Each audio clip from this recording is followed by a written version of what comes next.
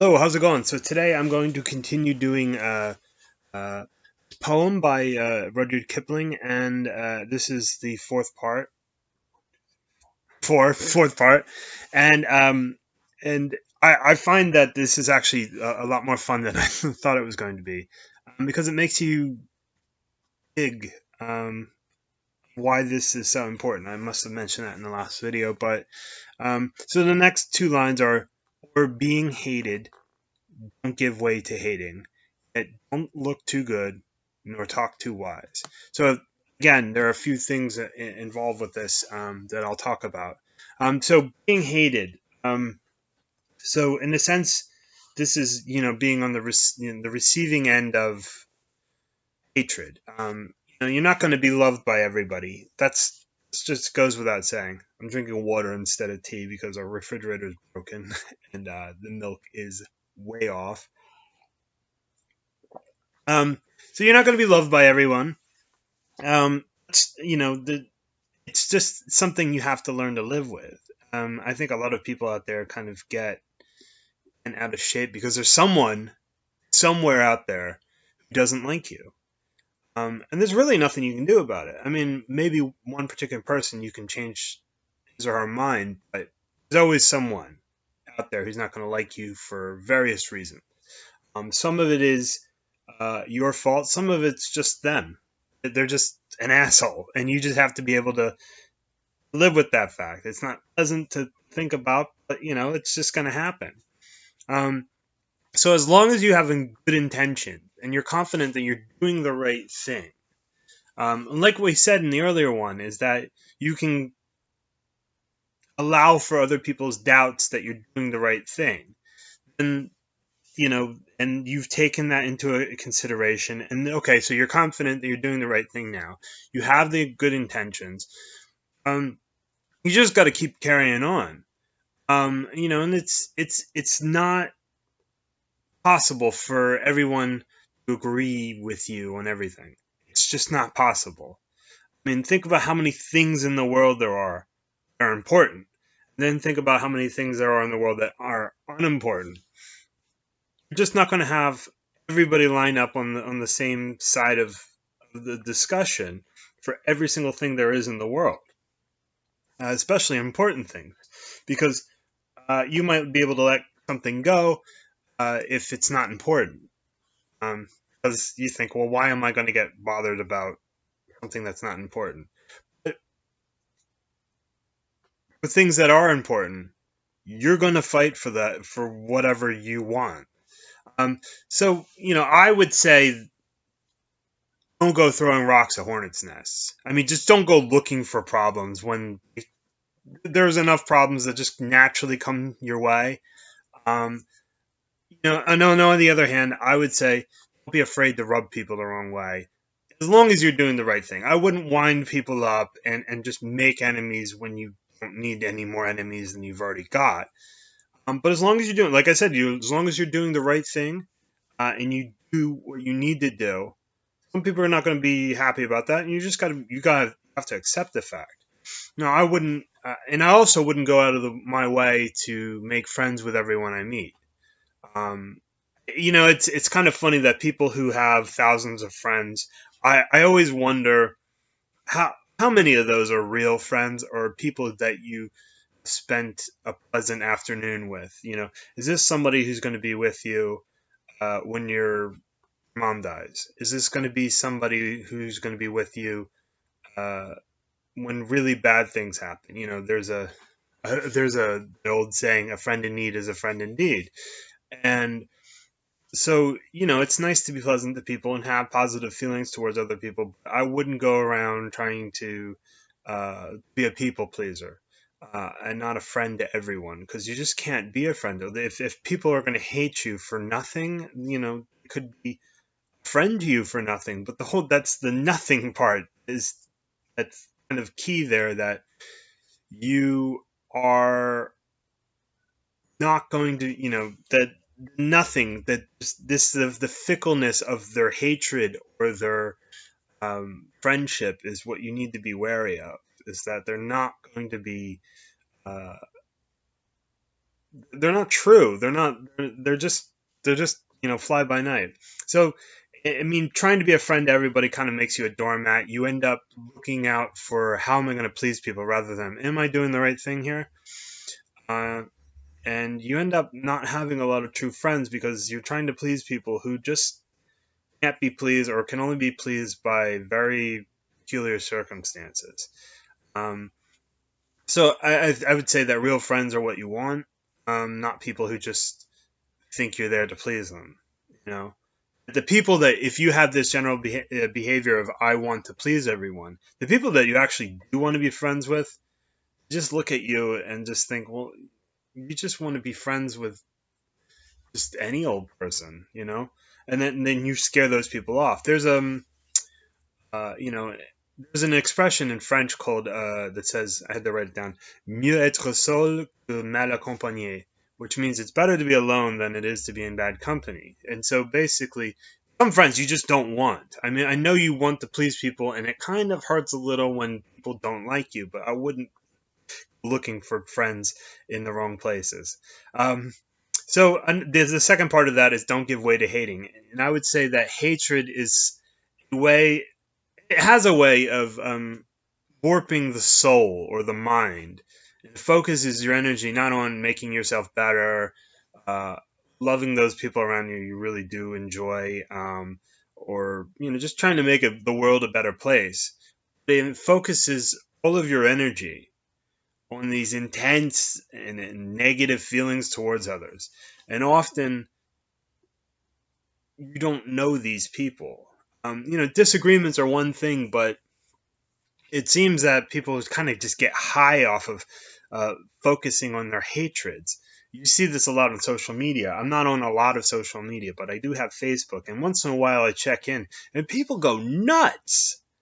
It's amazing how they have these very public displays of their hatred for people, for political parties, for um, just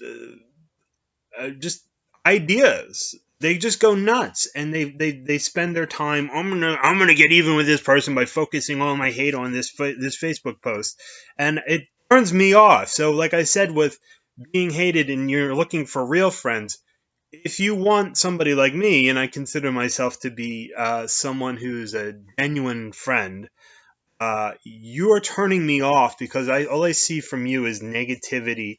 It's fine that to not like things, but focus all your vile hatred on people, whether it's justified or not. It's more about the act of this public display of hatred. It's just a total turnoff. I don't want to be friends with you anymore. Maybe that's why we're not real friends. We're just Facebook friends because you are just nasty. Like I can't understand it, and it's just that this is. I understand that there can be some sort of catharsis in this, a sort of this sort of unloading of a burden that you have on your soul, but at the same time you are focusing your energy on hatred. It reminds me of the 2 Minutes of Hate from 1984, where this is a government program to get people to start hating, focusing all their hatred on this one guy. I forget who it is.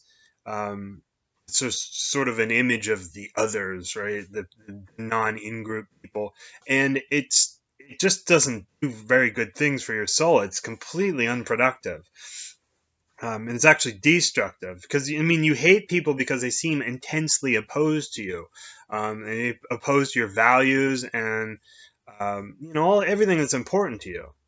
Um, and in a sense, like they're sort of like the anti you. You're the good person, right? Everybody convinces him or herself uh, that I'm the good person.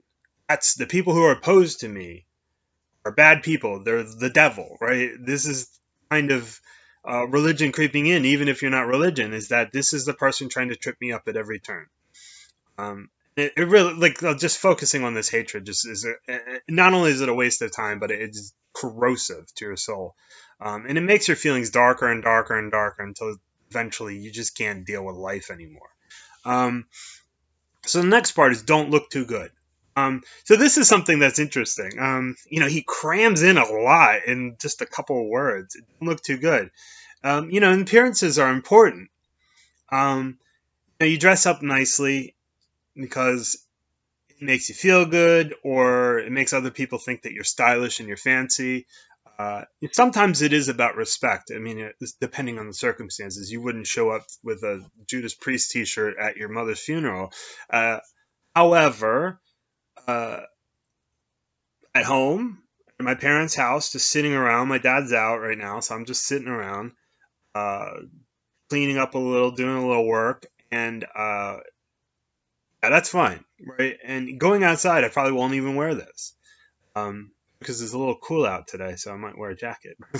The point is, being a slave to fashion and trying to dress to the nines in every single circumstance, um, whether it's dress or if it's just looking positive in other people's eyes, there's an element of vanity to this, in a sense that that person is not hollow. It's not just the surface. You have to scratch beneath the surface to get to a person's real substance. This is just the packaging right here, right? And so, and if you judge something, a book by its cover or a package, sometimes the best Christmas presents I've ever got were not tied up in little bows and stuff like that.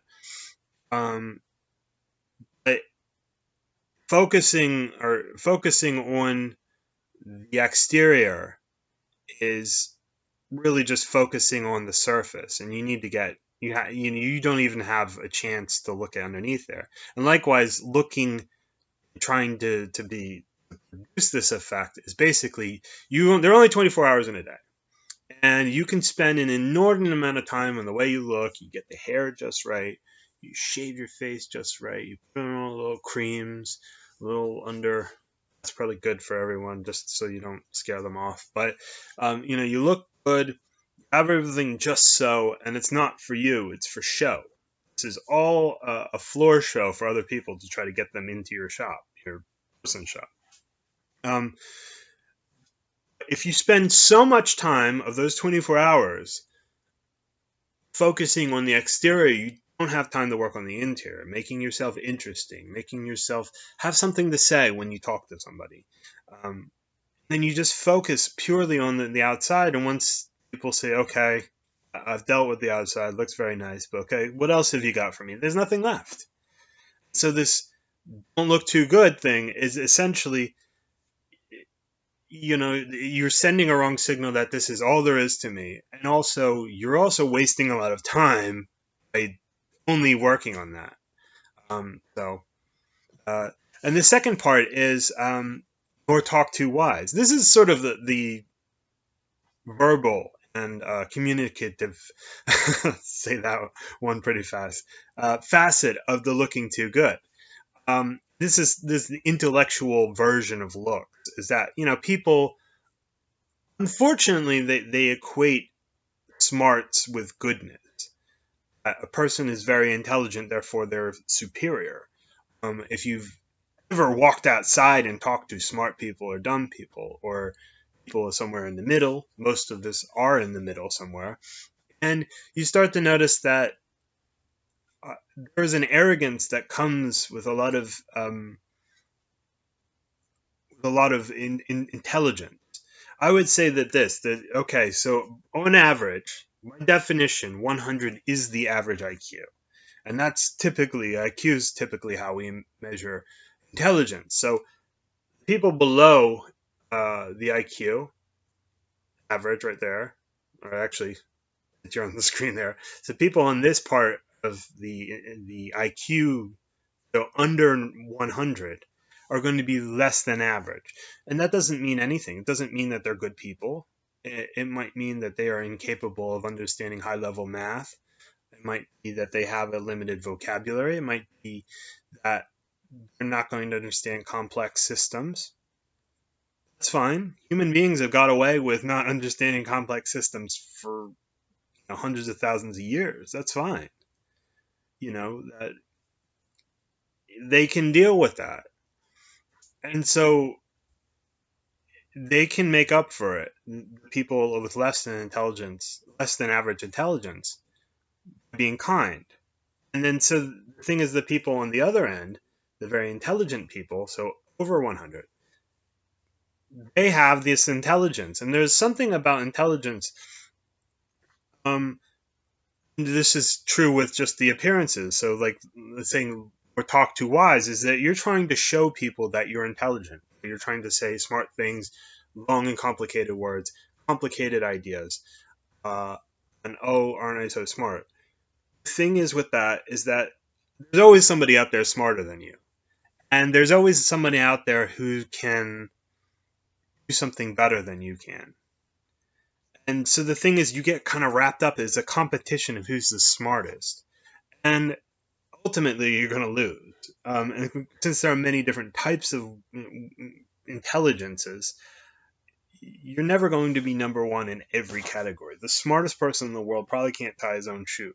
Um, think about how bad that is. You've heard of them idiot savants, and they're starting to call them uh, autistic people. I don't know very much about them. I have met many people who fall into this category, and they're incredibly intelligent in other areas, and they're absolute morons when it comes to very functional things around them, kind of keeping to a schedule, making your own bed, doing your own laundry, talking to other people, things that you would consider like, oh, a child can do this.